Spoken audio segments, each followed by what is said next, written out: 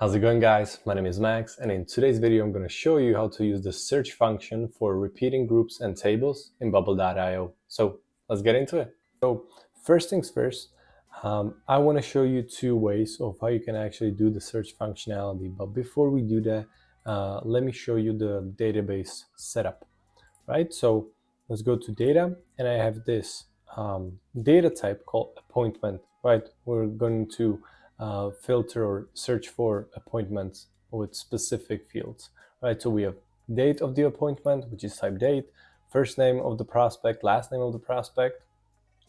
Then we have the ID. I thought it would be a good idea just to put the ID there.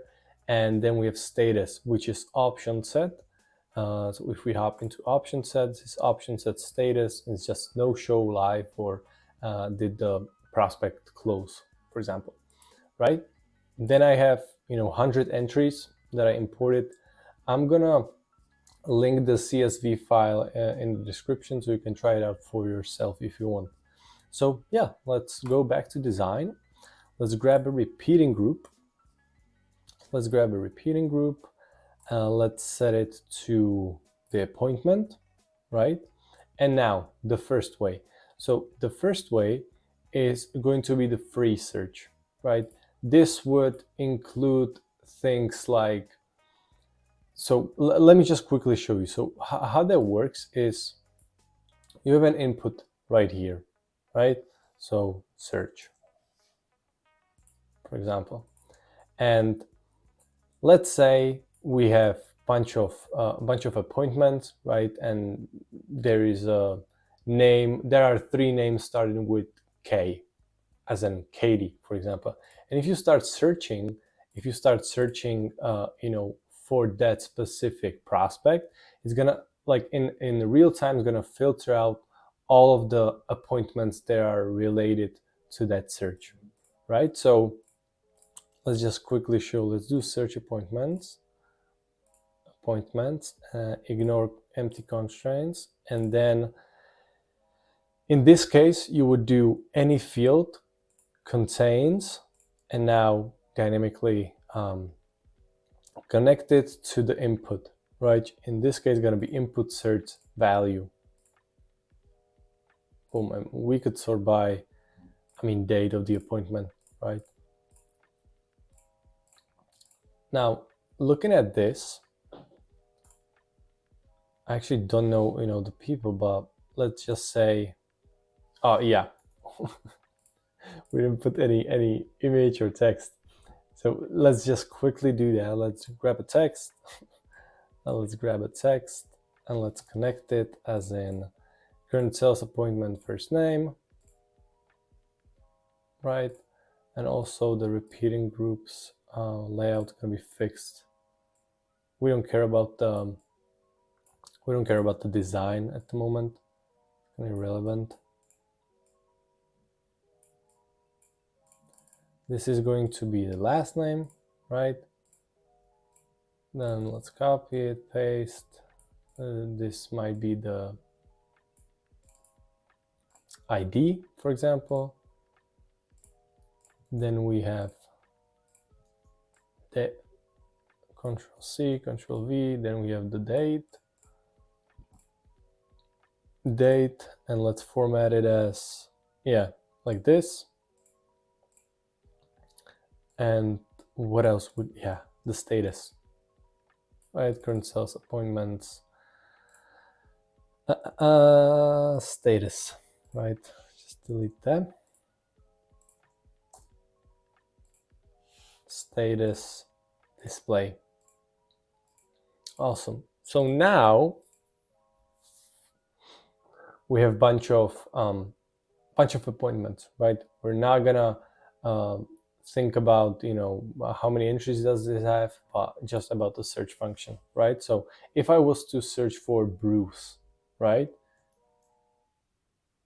in real time, it's going to filter out those specific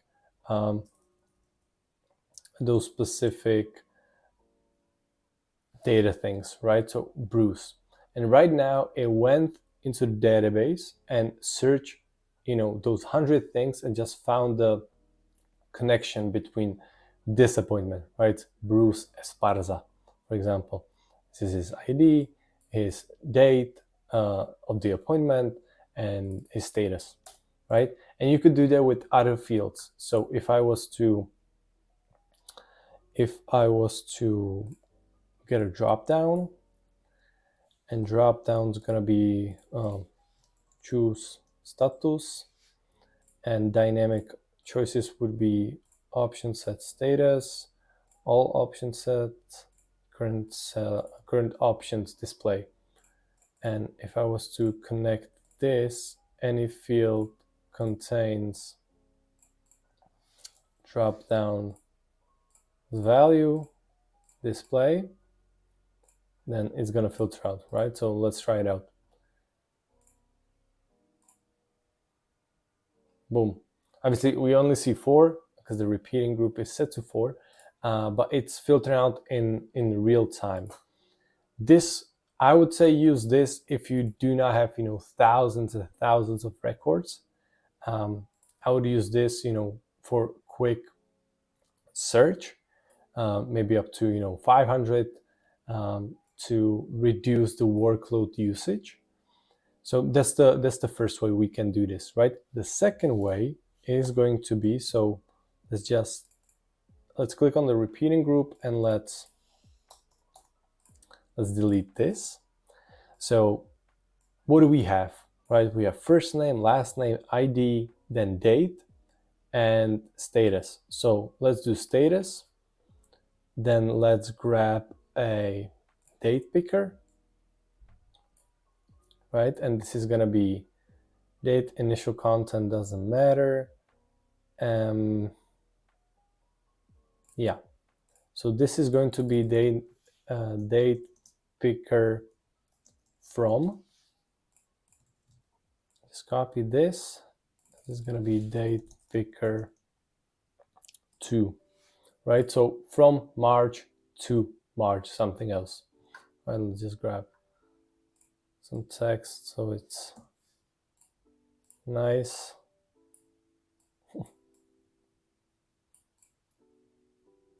It's not beautiful, but it does the job. And then let's grab a button, and the button's gonna be set a style so at least it looks somewhat decent. And let's it's gonna be search, right? Or apply filter, right? So obviously we have only 2 fields, right? We're searching for the status and the date.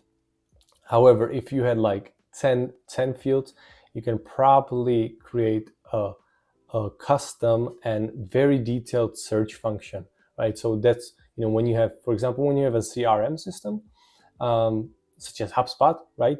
In HubSpot, you can filter out bunch of context. So I would do that. I would do the same thing here if I had, thousands and thousands of records and many fields to filter out and search for, right? So this is what I would use.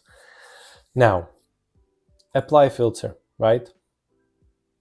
So let's click on this, and let's display list in repeating group, right?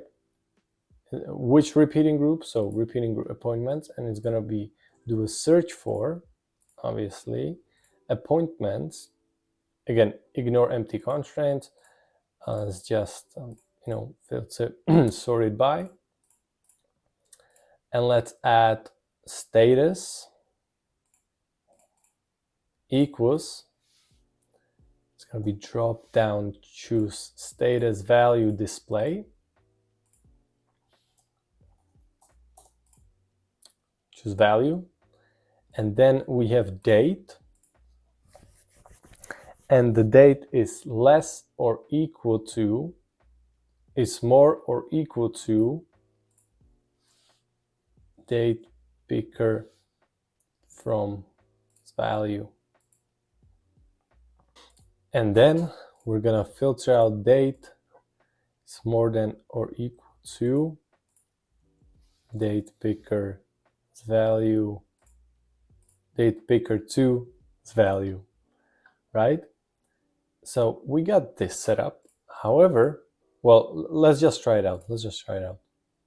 So I got appointment. Obviously, it's not searching for anything, right? Because we haven't set it up. If we look at this, there's no data source. However, if I was to do live show and filter it out from 13th to 20th and apply filter, it's gonna filter out those appointments, right? Again, only 4 rows, but you get the point.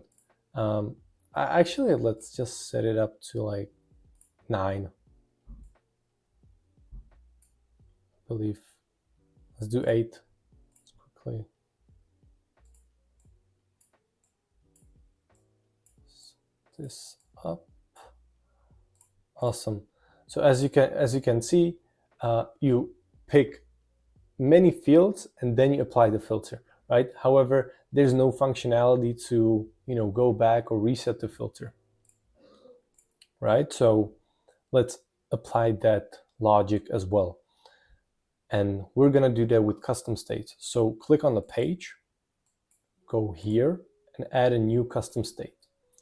And I would usually I name these type of things. So like it will be filter and question mark. It's gonna be yes and no. That way I know, first off, it's yes and no, and second off, like filter, yes and no, right? So yeah, and default value is gonna be no, right? Let's create a condition when the filter is applied, which means filter equals yes. Then let's change the text to text